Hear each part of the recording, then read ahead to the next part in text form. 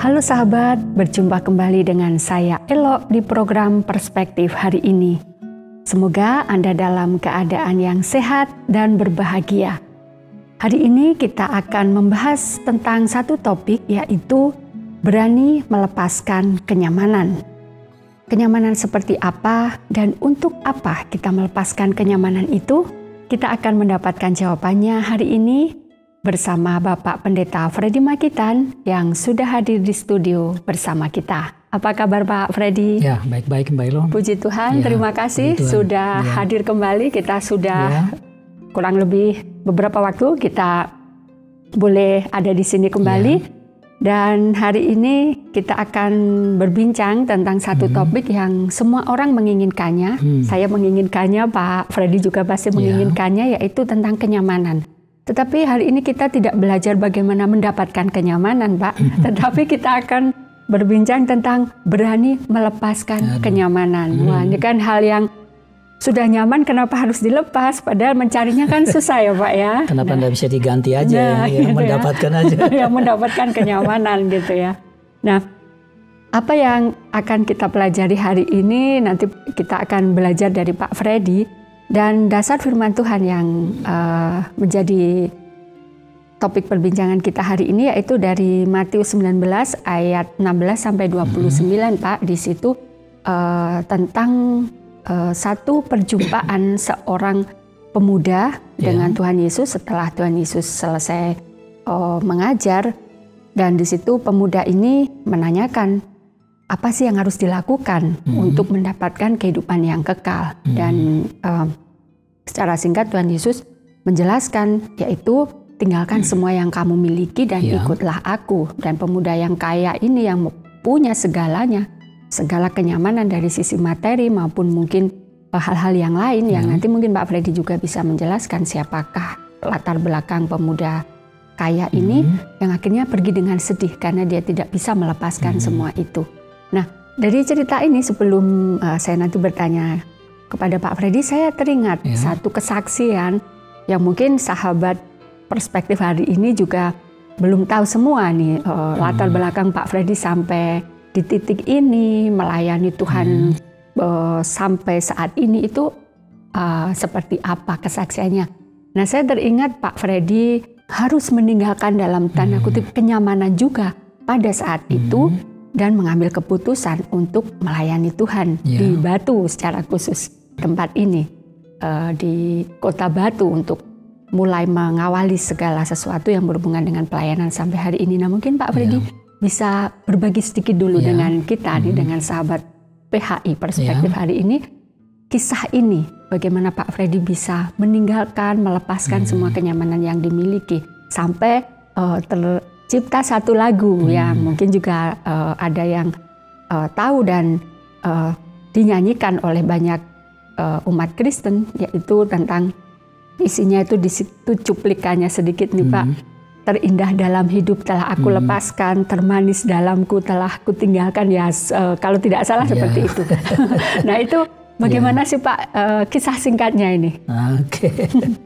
Iya, jadi sesuai dengan tema ya. Jadi berani melepaskan kenyamanan. Melepaskan kenyamanan. Iya, betul. Melepaskan kenyamanan ya. Kalau ini satu kesaksian, tentu saja ini panjang, tapi saya hanya ambil hal-hal yang kira-kira cocok untuk sedikit membuka jalan bagi diskusi kita. Apa itu berani melepaskan kenyamanan. Jadi kalau berbicara tentang melepaskan ya, nah ini kata yang sebenarnya kadang enak tapi kadang nggak enak ya. Jadi tergantung yang dilepaskan. Yang dilepaskan itu apa? Punya aku apa punya orang lain? Punya orang lain pun kalau saya sudah miliki, lepaskannya susah. Apalagi punya sendiri. Nah, sebenarnya kalau itu berhubungan dengan kesaksian hidup saya, mengapa saya sudah, kata Mbak Elo, sudah sampai pada titik ini, yaitu secara full time melayani pekerjaan Tuhan. Kalau kita bicara tentang pelepasan, ada dua pelepasan besar. Artinya dalam dua peristiwa besar ya dalam hidup saya. Jadi bukan dua pelepasan besar, dua peristiwa besar mengenai pelepasan ini.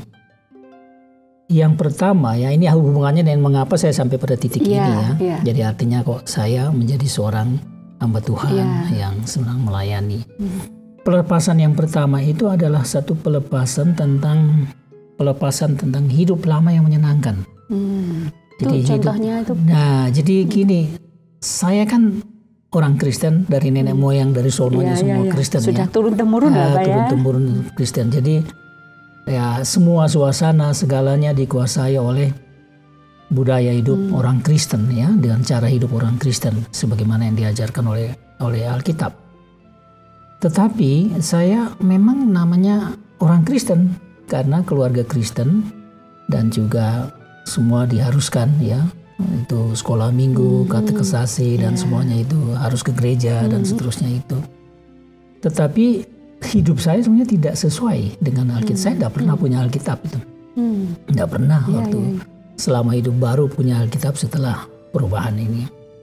Jadi ke gereja ya jangan dihitung lah, itu terlalu sedikit, jadi malu kalau dihitung. Nah, jadi pelepasan yang pertama yaitu satu kehidupan tanpa Kristus. Kristen, orang Kristen tanpa Kristus. Ya, itulah saya. Dan pelepasan yang pertama adalah semua yang menyenangkan pada saat itu. Ya, contoh konkretnya ya kan saya waktu itu umur 22 tahun ya mengalami titik perubahan pelepasan itu ya. Ya, ceritanya panjang tidak perlu, tetapi artinya bahwa kesenangan yang ada pada saya itu adalah kesenangan di masa muda ya. Jadi kesenangan di masa muda, walaupun hidup saya itu masih tidak sesuai dengan seharusnya kehidupan seorang Kristen, hanya beragama Kristen saja. Nah, mungkin yang paling penting yang saya lihat, yang saya katakan paling menyenangkan itu adalah hidup seperti remaja-remaja biasa itu. Ya, contoh konkretnya, saya itu selalu di luar rumah, ya. Walaupun saya sudah sempat bekerja sebagai pegawai negeri, tapi masih muda sekali. Jadi selalu di luar rumah. Saya umur 18 itu saya sudah menjadi pegawai negeri waktu itu. Jadi umur 18 ya, bukan 19 apa 20 begitu sudah menjadi pegawai negeri. Jadi hanya di kantor saja. Nah, habis itu keluar dari kantor, hidupnya itu sudah ini dengan teman-teman, grup anak muda. Nah, kami itu punya, misalnya ada satu grup namanya, singkatannya IWASMA, Ikatan Warga Asal Maluku, karena saya kan dari daerah Maluku juga Maluku Tenggara. Jadi itu hidup itu selalu senang. Pesta-pesta jadi bahasanya masa muda bahagia gitu. Masa muda bahagia ya, betul-betul bahagia benaran itu. Itu menikmati betul.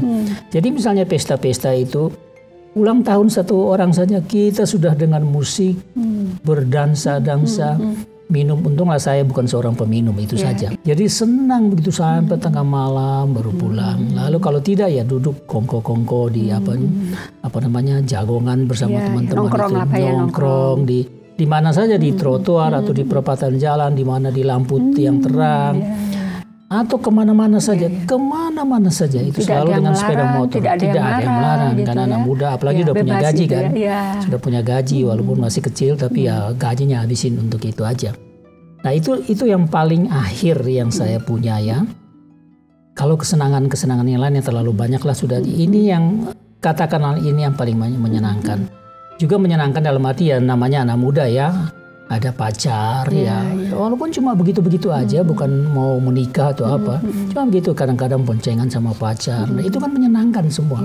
Jadi pesta-pesta dan jalan-jalan kemana-mana, cerita-cerita itu. Nah, hal itu saya harus lepaskan. Begitu saya mengambil keputusan untuk menerima Yesus sebagai Tuhan dan Juru Selamat melalui satu proses singkat ya, yaitu kira-kira 1 tahun kemudian saya sakit. Karena sakit, saya tidak bisa bikin apa-apa lagi. Makanya saya dengar radio saja. Zaman itu cuma radio toh ya, sama tape recorder itu. Nah, radio-radio ini ketemu siaran Kristen. Nah, dari siaran Kristen itu saya secara perlahan-lahan saya mulai mendengar khotbah-khotbah Kristen. Nah, ini lebih bagus ini khotbah ini. Jadi terus ikuti siaran Kristen di mana-mana saya cari. Di samping itu saya mulai beli kaset-kaset. Dulu kaset ya. Putar lagu-lagu rohani dan mulai beli buku-buku rohani, baca-baca sampai pada satu titik di mana memang saya betul-betul menyerahkan diri kepada Tuhan. Nah, itu turning point saya, titik balik saya. Nah, setelah titik balik dengan kesadaran yang baru itu, saya melepaskan semua kesenangan itu. Untuk apa lagi kongko-kongko gitu terlalu. Jadi saya menjadi orang yang mengucilkan diri sendiri. Dan meninggalkan teman-teman yang asik semua tadi. Yang asik itu. Plus lain-lain yang tidak saya citrakan di sini. Karena terlalu banyak. Ya itu pelepasan yang pertama. Jadi saya katakan sebagai pelepasan hidup yang lama. Yang begitu menyenangkan sebetulnya. Nah, disitulah pelepasan yang pertama. Kemudian pelepasan yang kedua, ini dalam proses kira-kira 2 tahun atau juga 1 tahun ya. Jadi, nah yang kedua ini lebih berat lagi pelepasannya itu, karena saya masih tak bekerja, tapi saya harus mendapat panggilan Tuhan untuk menyerahkan diri untuk Tuhan mau pakai sebagai hamba Tuhan secara full time. Nah. Ini juga ceritanya panjang, tapi dulu saya cerita. Pokoknya saya dapat panggilan. Jadi panggilan ini cukup jelas. Nah, disinilah saya menjadi masalah besar. Kalau tadi melepaskan itu sudah dalam 1 tahun kemudian, saya sudah bisa menyesuaikan diri dengan kehidupan baru.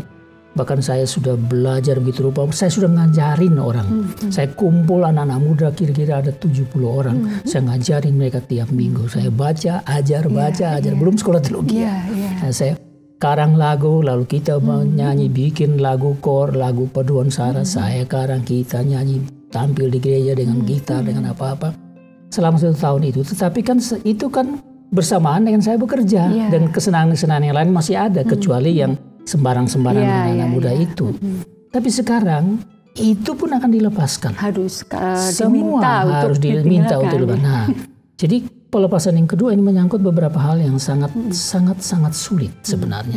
Yang pertama adalah kesenangan anak muda kan sudah lewat ya.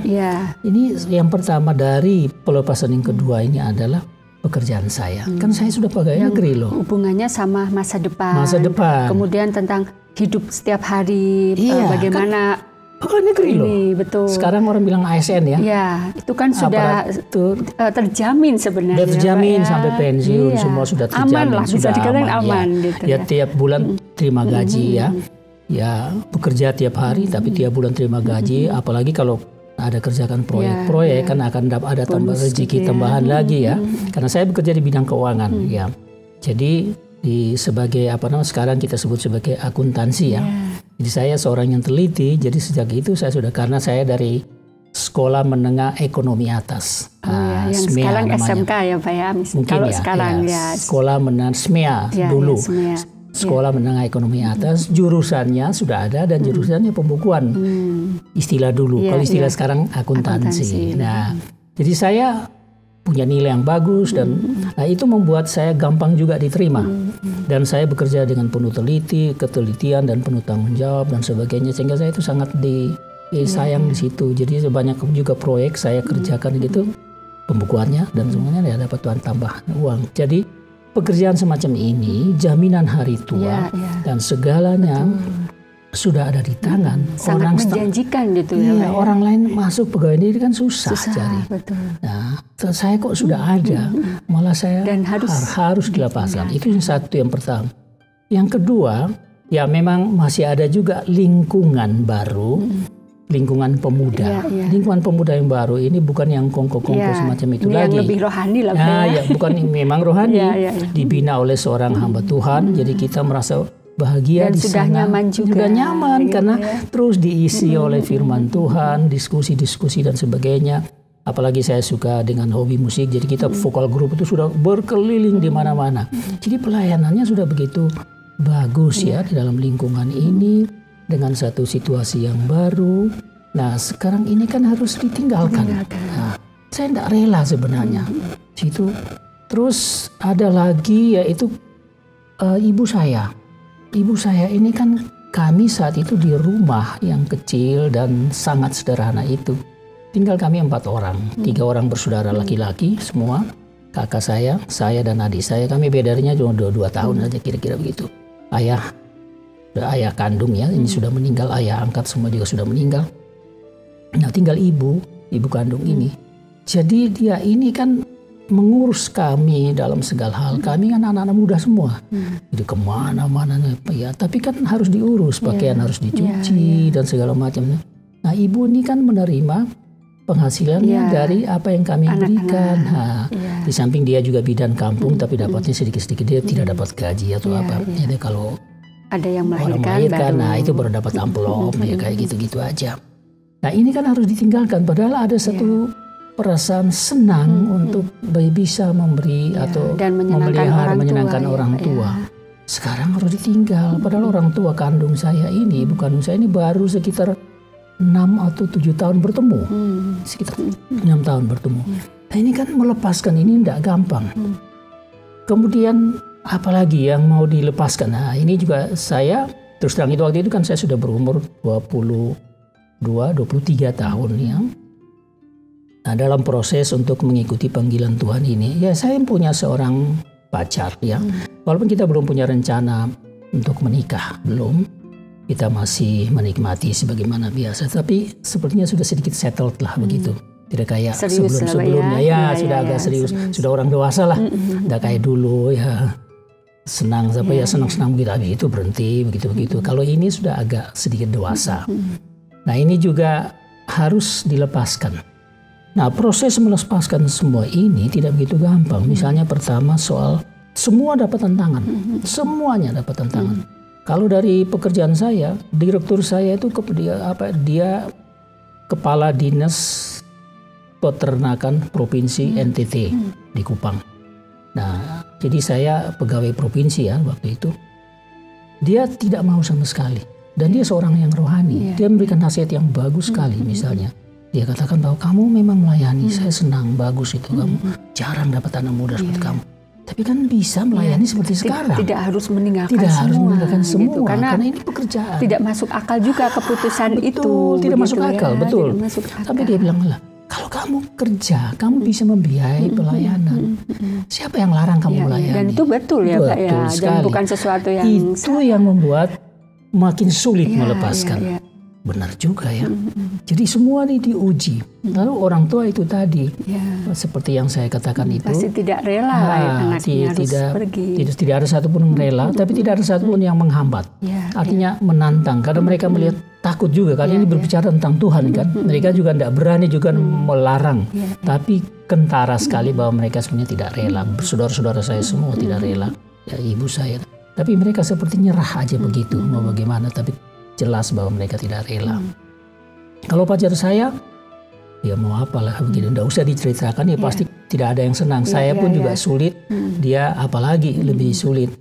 Tapi semua tantangan yang berat ini akhirnya saya sampai pada satu titik lepaskan semua. Tapi ketika tantangan itu datang, kemudian kan pasti seperti perang batin gitu ya Pak. Nah itu yang Pak Freddy rasakan tuh apakah sangat ada sisi sakitnya gitu ya, maksudnya di dalam ini sebenarnya misalnya seperti luka itu Pak, dikorek itu kan untuk disembuhkan harus dibersihkan misalnya, itu kan ada rasa sakit yang harus dialami Pak Freddy apa sampai pada titik seperti pergolakan yang luar biasa gitu.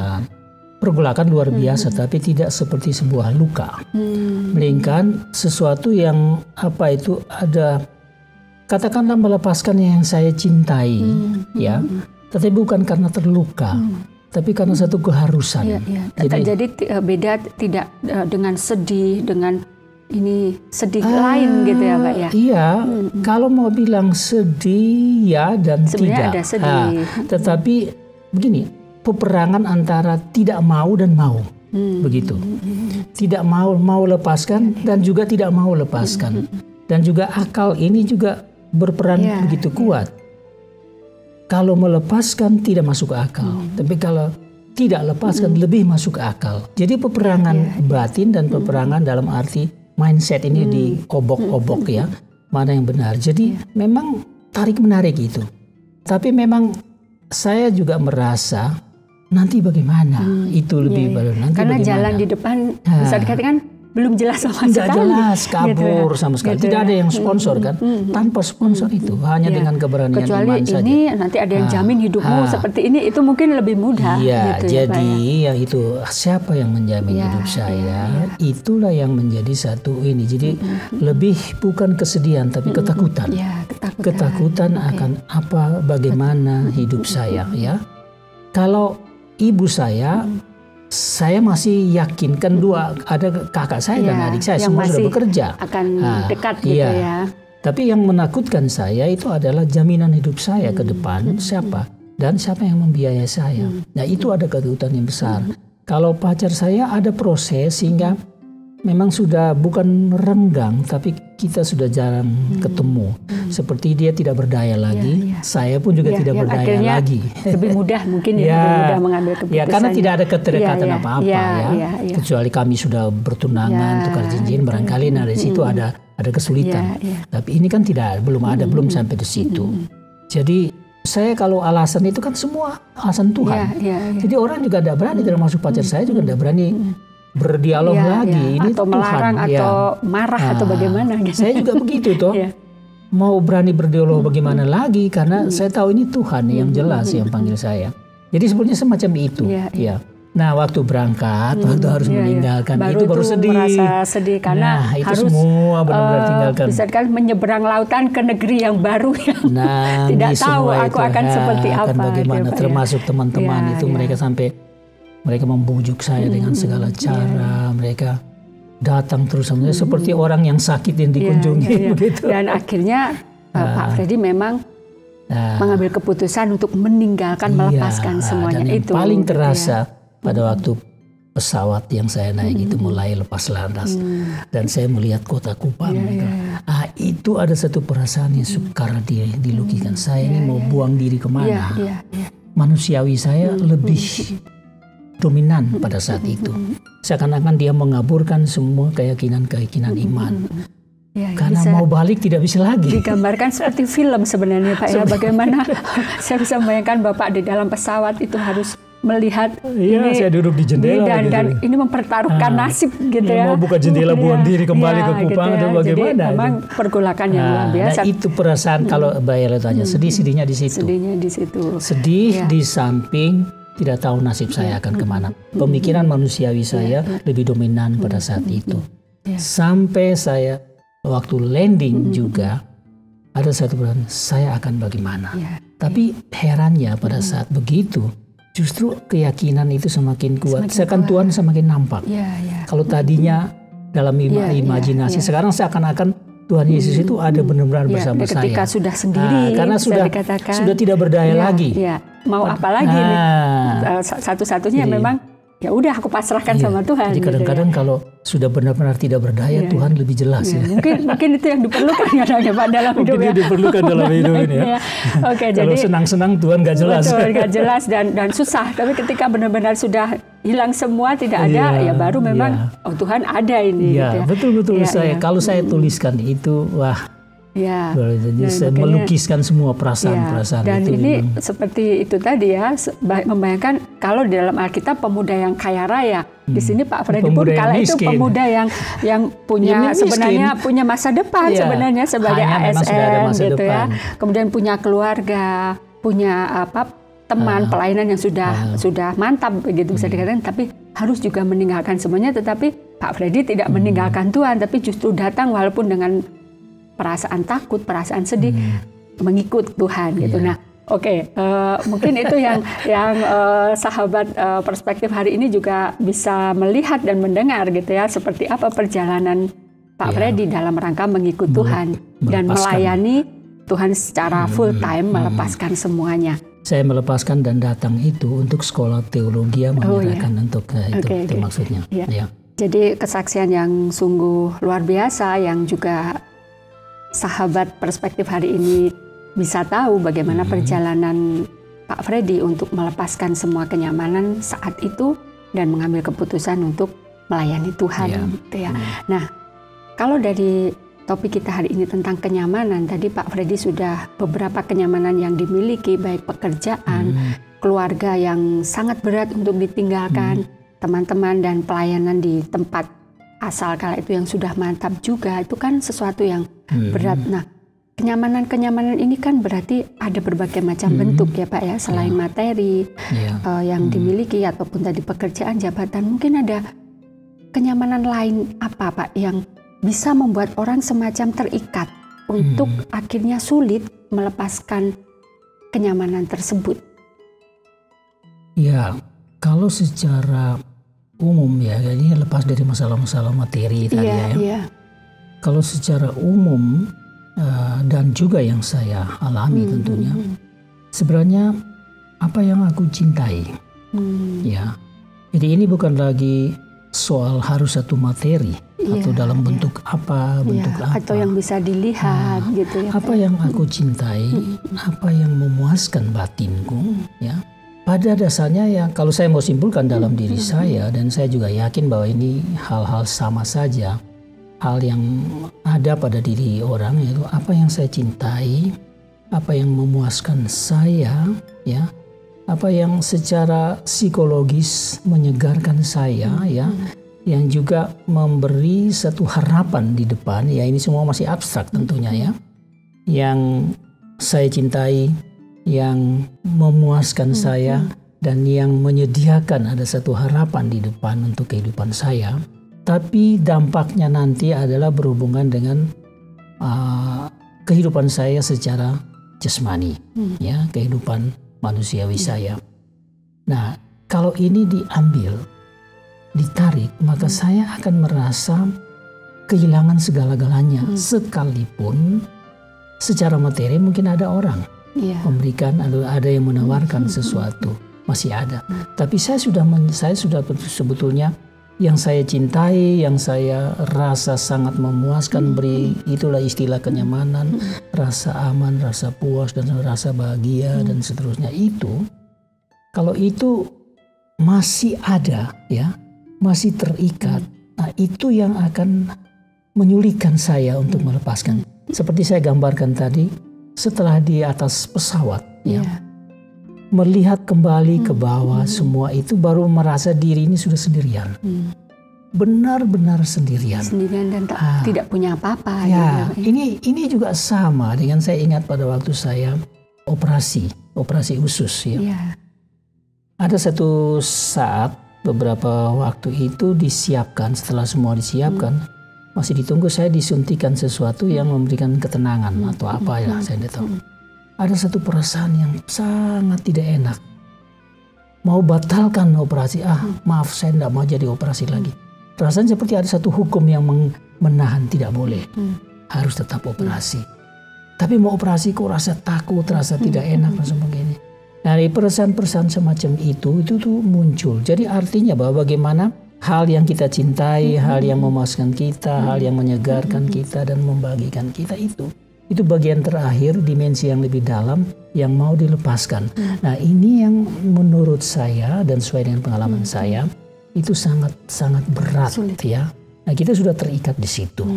Melepaskan hal yang lebih dalam. Kalau tadi kan secara materi. Iya. Saya lepaskan itu apa namanya? Kalau kita melepaskan kelompok komunitas kita, bisa ganti dengan yang lain, ya, masih dapat teman baru dan sebagainya. Ya, kalau ibu, banyak orang bisa menjadi ibu buat kita, ya, orang yang sayang mungkin kepada masa kita. Saat ini ya Pak, kan masih bisa video call, gitu. Seperti itu masih belum materi juga. Mungkin orang berpikir kalau dengan kepandaianku, dengan kemampuanku, aku bisa dapat pekerjaan lagi, gitu. Tapi yang dirasakan itu ya Pak, yang memang mengalami kesulitan, gitu ya. Orang kadang sudah terikat. Jadi apa yang saya cintai juga termasuk di dalamnya ada rasa tanggung jawab. Jadi rasa seperti ibu saya ya. Itu lebih bukan saja cinta kepada ibu, tetapi juga rasa tanggung jawab.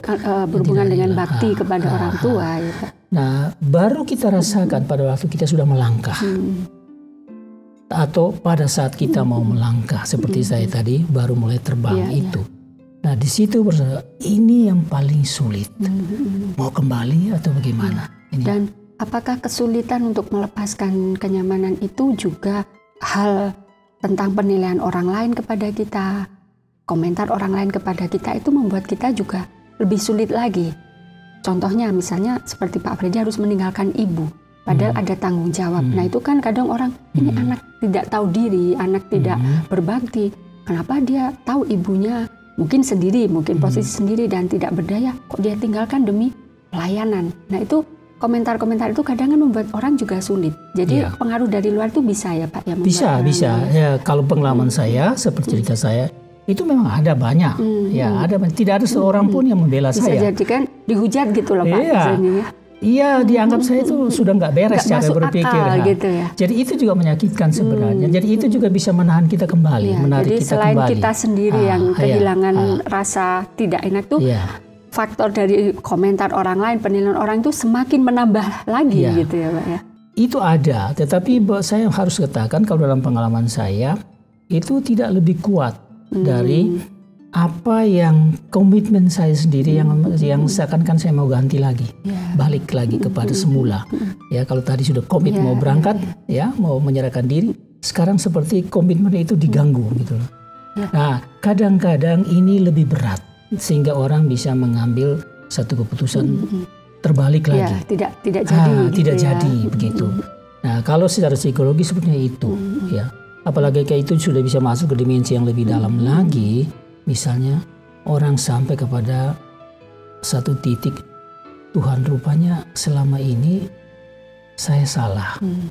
Karena saya kan juga bisa layani Tuhan walaupun tidak harus pergi menyerahkan diri full time. Nah, artinya dalam dimensi roh saya sendiri mulai menolak. Nah, gangguan itu ada. Dan mencoba bernegosiasi lagi. Bernegosiasi lagi dengan Tuhan bagaimana. Nah, gangguan ini ada. Saya tidak mengatakan bahwa ini sudah pasti ada iblis masuk di sini. Ini saya berdialog dengan Tuhan. Iblis tidak boleh ada di situ. Ya. Tapi maksud saya adalah kita punya kebebasan dan kedaulatan yang dianugerahkan oleh Tuhan. Nah, diuji mau untuk dia atau untuk kita. Nah, ini bagian yang paling sulit. Saya yakin Adam dan Hawa mengalami situasi yang sulit di sini. Iya. Jadi bisa jadi kenyamanan ini pun bisa karakter kita juga ya Pak ya.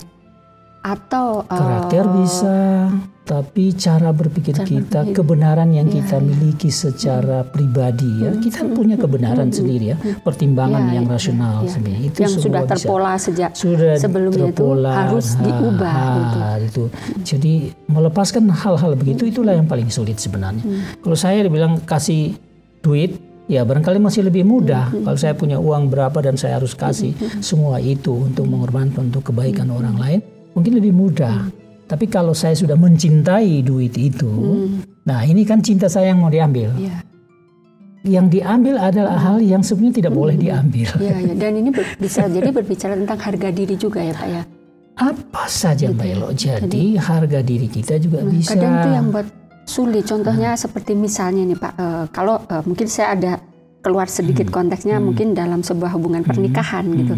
Seorang suami harusnya kan yang mengatur semua, tapi dia harus taat dengan firman Tuhan yang paling tidak kasihilah gitu. Dominannya harus hilang. Kamu punya sifat dominan harus diturunkan paling tidak supaya bagaimana menunjukkan kasih itu kan berhubungan juga dengan harga diri. Bagaimana seorang laki-laki, seorang suami harus meninggalkan kenyamanan yang memimpin ini, mendominasi itu bisa juga membuat orang sulit ya. Pasti Melo. Jadi kenyamanan kita oleh karena status kita. Tadi Mbak Ella ambil satu contoh ya sebagai suami ya. Misalnya saya seorang suami dan kalau saya sudah terbentuk secara mental, bahkan juga secara rohani kita sudah tahu bahwa ayah itu, suami itu adalah kepala keluarga. Yang kita pegang adalah ininya, kepala keluarga yang berkuasa. Bukan yang kita pegang apa yang Tuhan katakan, kasihilah istrimu, itu yang jauh lebih luas. Kalau yang kita pegang adalah hai suami, karena itu nyaman kan, hai kepala, hai direktur, kasihilah istrimu itu.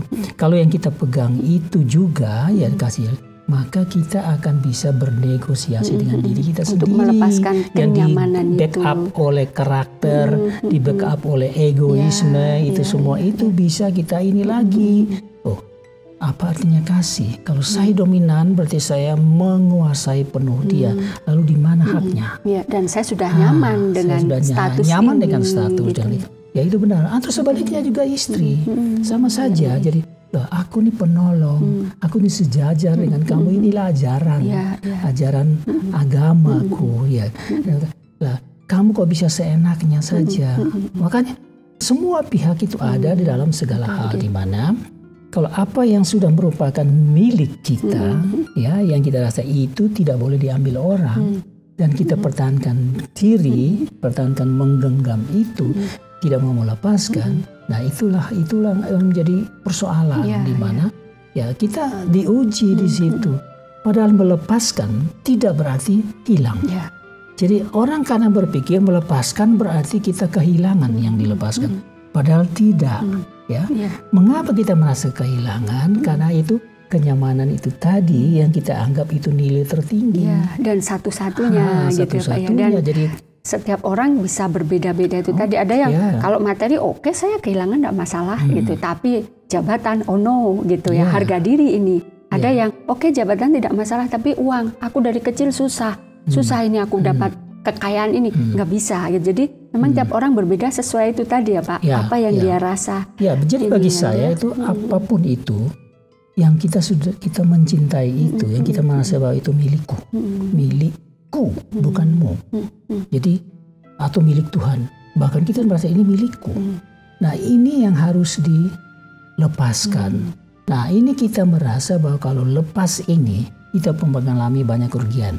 Prestisi kita, gengsi kita, apalah yang ada pada kita ya, segalanya itu ya seperti tadi kalau sang suami ya, ini memang para suami harus ingat baik-baik ini, karena suami kadang-kadang sadar atau tidak sadar dia merasa memang harus dia yang berhak mengatur kepala itu tadi. Iya itu, jadi ada satu pengertian yang tidak terlalu tepat, walaupun dilandaskan pada satu ajaran yang benar.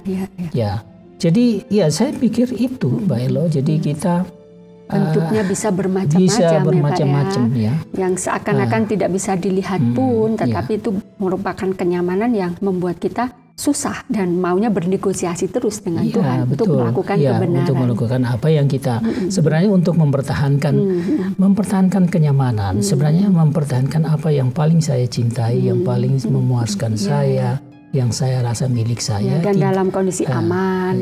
Jadi saya menikmati itu terus. Aman dalam arti saya bisa menikmati itu terus, tidak boleh diganggu. Termasuk istri saya, suami saya nggak boleh ganggu. Ya seperti bahkan itu Tuhan ada. pun nggak boleh ganggu. Tuhan pun nggak boleh ganggu. Ya benar memang. Cuman nggak berani ngomong aja. Oke, berarti pada dasarnya nih Pak, sebenarnya setiap manusia itu ada ya keinginan untuk tahu, ini aku harus melakukan kebenaran. Aku harus taat kepada firman Tuhan. Dalam apapun statusku, contoh kalau suami harus mengasihi istri, kalau seorang pimpinan atau seorang hamba Tuhan harus bisa memberikan teladan yang baik, kemudian hal-hal lain. Kadang ada gitu, tahu, sadar, tapi itu tadi Pak, mencoba bernegosiasi. Ya bolehlah Tuhan, yang penting kan aku kerja sambil melayani, masa salah sih gitu. Yang penting mungkin aku memberikan kok sebagian milikku ini buat Tuhan.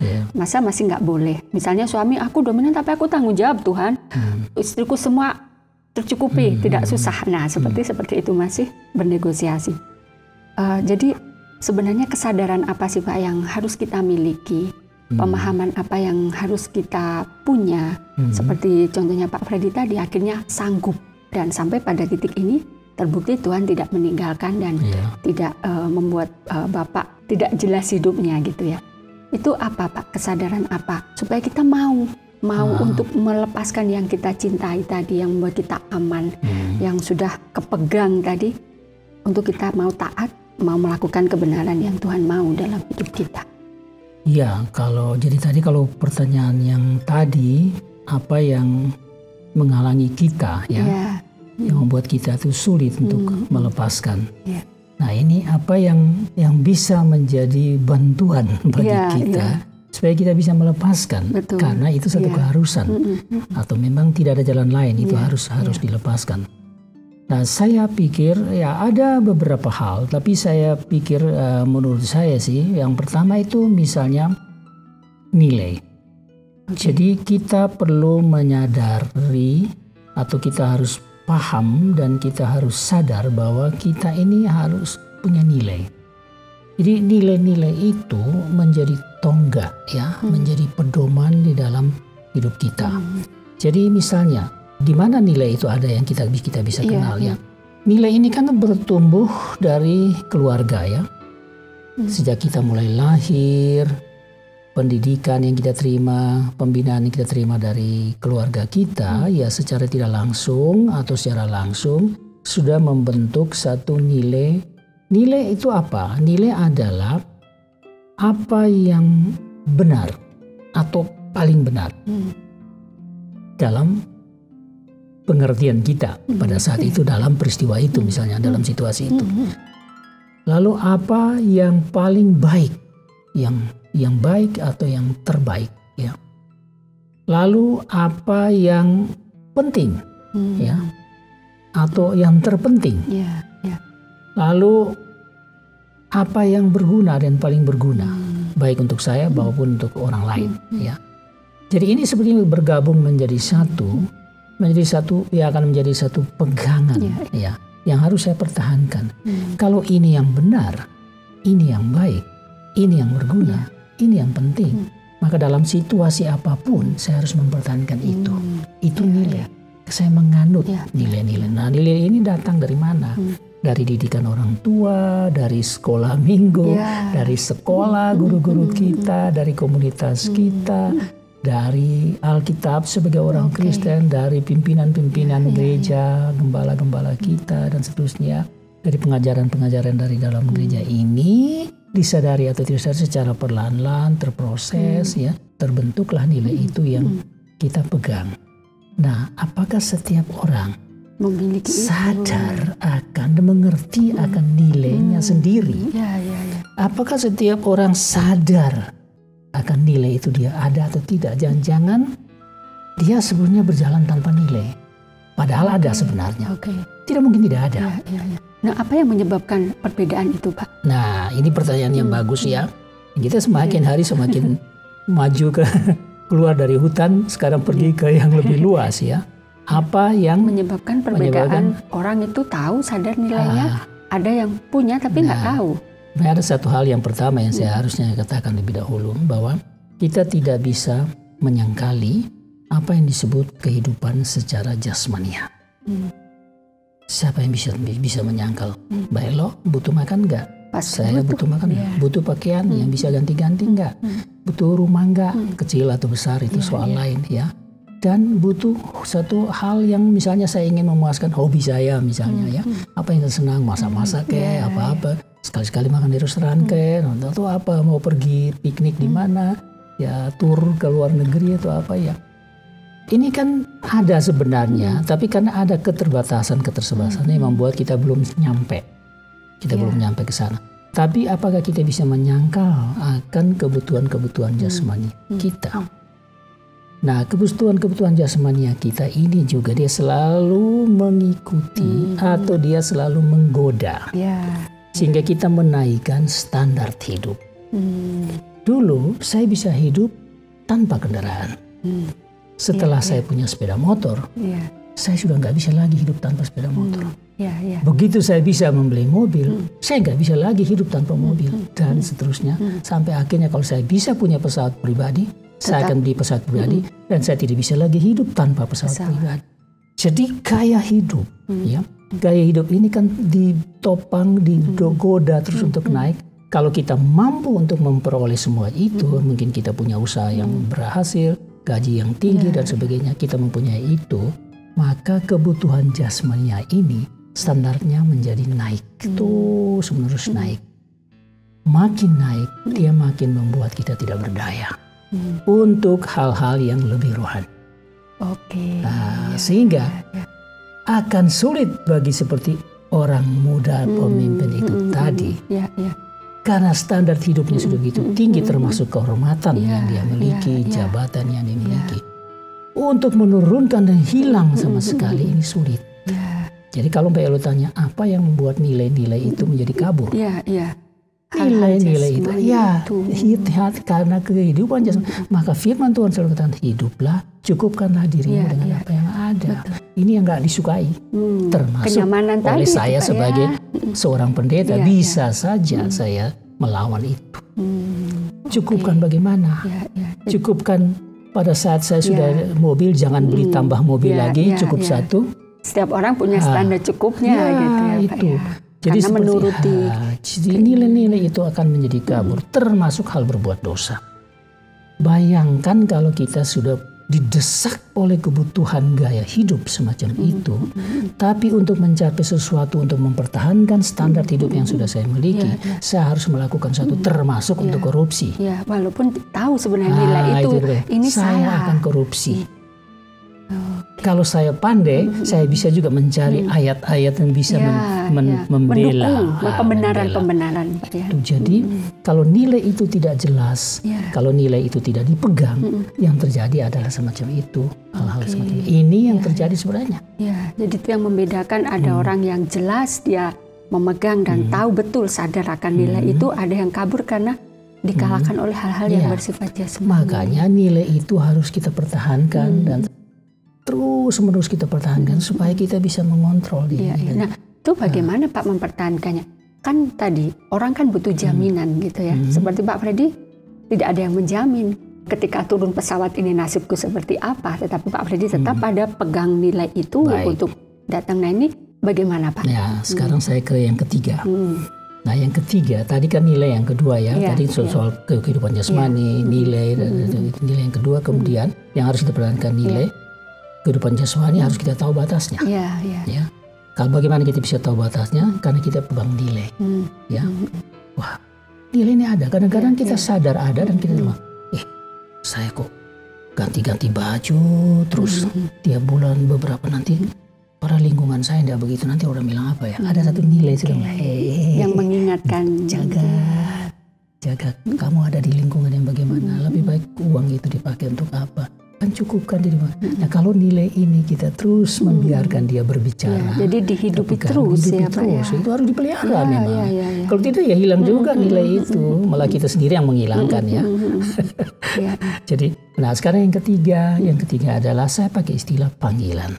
Nah, ini yang saya mau mulai masuk seperti yang contoh tadi dalam walaupun hidup tidak ada jaminan tadi ya Pak ya. Panggilan itulah yang memanggil itu siapa? Tuhan. Jelas enggak Tuhan yang panggil? Kalau jelas, itu panggilan. Panggilan ini ya seperti Yesus katakan ya. Bayangkan itu ada orang yang mau ikut Yesus ya. Ya, tapi tunggu Tuhan, saya kuburkan dulu. Tinggalkan, ada orang mati menguburkan orang mati. Ini sukar masuk akal kita. Mentaati panggilan Tuhan itu kadang-kadang sukar kita pahami kenapa sampai seperti itu. Seperti Freddy Makitan, tinggalkan ibunya, tinggalkan pekerjaannya. Saat itu. Saya salah di mata semua, dan mereka tidak salah. Saya yang salah. Tetapi apabila saya berhadapan dengan panggilan, justru salahlah saya kalau saya berbalik. Berbalik. Nah, ini istimewa, Bailo. Nah, disinilah kadang-kadang seringkali orang merasa bahwa saya sudah dipanggil Tuhan melakukan itu. Panas, hangat pada awal pertanyaan. Tuhan, sekalipun saya mati, saya korbankan apa? Saya nilai kuat, panggilan kuat ya. Tapi ingat, kehidupan jasmani yang akan menggoda kita gitu. Sekarang itu dulu, sekarang berbeda. Hidup yang sederhana itu bagaimana? Ya sederhana itu paling sedikit punya mobil, paling sedikit punya. Padahal dulu hidup sederhana itu apa? Hidup sana cukup makan, cukup pakai, seperti itu ya. Jadi kalau panggilan ini, sebab Tuhan membawa kita melintasi hal-hal yang secara rasional, secara etis. Kadang-kadang etika manusia tidak sama persis dengan etika Tuhan. Seperti waktu ya Pak ya, waktunya manusia juga tidak sama persis. Nah, disinilah sebetulnya membutuhkan satu komitmen penyerahan yang betul-betul total, betul-betul total. Kalau masih hanya 99,999% masih nego-nego itu tadi ya Pak ya, tidak bisa. Tidak bisa. Bisa kita sudah 100%, tapi ini akan tergerus lagi. Karena kita hidup di dalam perjalanan itu. Jadi komitmen ini harus tetap kuat. Ya, saya 7 bulan di sekolah teologi tidak bayar apapun. Jadi tiap kali masuk makan, saya merasa sedih. Saya makan uang dari teman-teman yang punya, mereka yang bayar. Ya, kita ada sejumlah orang yang tidak punya sponsor. 7 bulan membutuhkan saya menjadi dewasa melalui jalan semacam itu sebelum Tuhan menyiapkan sponsor. Seorang yang awalnya tidak kenal sama sekali. Mereka bisa ketemu di Jakarta, kok bisa dia tahu dari mana kalau saya itu tidak punya sponsor. Dia tawarkan diri, menjamin seluruh kehidupan saya di sekolah teologi. Bahkan kita sudah seperti satu keluarga yang satu keluarga benar-benar. Saya itu sudah dianggap sebagai anak, seperti saudara kandung juga dengan anak-anaknya yang lain. Nah itu kan berarti kita bagaimana kita? Kalau ikut panggilan Tuhan, ya ada hal yang tidak masuk akal juga yang akan terjadi. Iya betul. Karena penyerahan total itu tadi akhirnya ya membawa kita ke sesuatu yang mustahil juga sebenarnya. Karena Tuhan itu sangat bertanggung jawab, komitmen sebagai Tuhan yang memanggil kamu ya. 1 Tesalonika 5 ayat 24, Tuhan yang memanggil kamu adalah setia. Dialah yang akan menggenapi. Jadi jangan setengah-setengah dengan panggilan ya Pak. Sudah di dalam tangan Tuhan ya. Sudah naik pesawat mau loncat lagi. Tunggu sampai turun gitu. Memang tunggu sampai landing, dapat landingnya di tempat lain, bukan landing kembali di tempat kita betul. Take off tadi dan sebenarnya. Jadi nilai panggilan ini ternyata dia lebih tinggi dari nilai-nilai lain yang tadi yang keduanya seperti itu tadi. Pemahaman ini, kesadaran akan panggilan Tuhan ini begitu penting untuk mempertahankan kita tetap pada apa yang memang seharusnya dan mampu buat. Kita akhirnya melepaskan. Dia yang akan memberikan kemampuan itu. Tapi ini bukan berarti kita tidur-tidur saja. Kita bergumul 7 bulan saya bergumul tidak selesai-selesai tiap malam berdoa. Itu saya ingat itu betul waktu sebelum saya dapat sponsor itu. Saya di waktu itu kami dari Polonias terbang dari Medan sampai ke Padang, masih ada pelayanan di sana. Nah, waktu Padang kami akan berpisah dan dosen saya ini berdoa untuk saya secara berkala. Kami berdua satu kamar kebetulan. Dia berdoa untuk saya karena dia masih tinggal di Jakarta untuk pelayanan. Saya harus kembali ke Surabaya, Batu dan seterusnya. Dia berdoa, dia tanya apa yang menjadi pergumulan paling besar. Saya bilang sponsor. Dalam hati saya. Kamu kan dosen dan orang barat. Nah, nanti kamu yang cari sponsor. Itu pikiran saya waktu doa. Terus saya kasih tahu. Ternyata bukan tiba di Jakarta, orang Jakarta kan jadi. Padahal kita tidak kenal, saling mengenal sebelum pernah kenal sama sekali. Nah, jadi seperti itu. Jadi berarti nilai panggilan itu begitu tinggi. Dan sayang kalau nilai itu kabur. Selama masa penantian itu tadi Bapak terus menyalakan nilai itu ya Pak ya, supaya tidak ada keinginan untuk take off dari Surabaya dan landing di rumah kembali. Tidak balik lagi sudah. Komitmen saya untuk balik memang sudah tidak ada. Kadang-kadang ada dua kemungkinan. Semakin kita terus akan menderita, ada dua kemungkinan. Kita balik atau kita jalan terus. Kita jalan terus. Sudah kadung. Tapi bukan karena sudah kadung, tapi memang komitmen karena saya mau sampai kepada tujuan. Jadi itu. Jadi kalau Mbak Elo tanya pemahaman dan kesadaran seperti apa, bagi saya itu kesadaran bahwa ada kebutuhan jasmani, tapi hati-hati karena itu juga akan menjadi, Tuhan tidak bilang kita harus menyangkal kebutuhan jasmani kita. Tidak bisa karena Dia kasih kita tubuh dan ini. kita masih hidup di dunia kita masih ini. Hidup. Tapi ada nilai-nilai yang harus kita pegang, jangan kabur. Untuk mengerem itu tadi. Mengerem dan membawa kita jalan terus. Dan kemudian di atas segala-galanya itu, menyadari kalau nilai-nilai kita mulai kabur dan kita menjadi pergumulan besar untuk mempertahankan nilai, ingat satu lagi yang tertinggi, panggilan. Aku dipanggil untuk apa? Ini tidak berarti harus untuk menjadi sekolah teologi, tapi menjadi apapun di mana saya bekerja dalam dunia sekuler saya bekerja, saya terpanggil oleh Tuhan, dipanggil oleh Tuhan untuk menyatakan kebenaran melalui kehidupan saya. Seperti itu. Dan tentunya cara kerja Tuhan yang di luar pikiran kita itu tadi ya Pak, seperti yang dan Pak Freddy rasakan gitu. Jangan juga memberi waktu Tuhan, memberi limitasi Pak. Ini paling enggak tahun depan sudah Tuhan. Tidak seperti itu juga Pak. Jadi panggilan dan penyerahan diri itu memang benar-benar ya sudah, nantikan saja kapan tunggu Tuhan. Saja. Tapi kita terus pada jalan yang Tuhan sudah tentukan. Dan nilai yang benar itu tadi. Ini kan ada yang memang sulit kan. Kita harus beriman ini kepada yang tidak kelihatan. Bulan lalu kan kita bicara tentang itu, iman Ibrani 11 ayat 1 itu taat pada panggilan. Nah, jangan sampai kita sudah berubah. Nilai panggilan itu sudah menjadi rapuh, kita kembali walaupun kita masih punya status yang sama hamba Tuhan misalnya, tapi cara hidup kita sebenarnya sudah lain. sudah berusaha mendapatkan kenyamanan tadi. Tidak siap menderita lagi.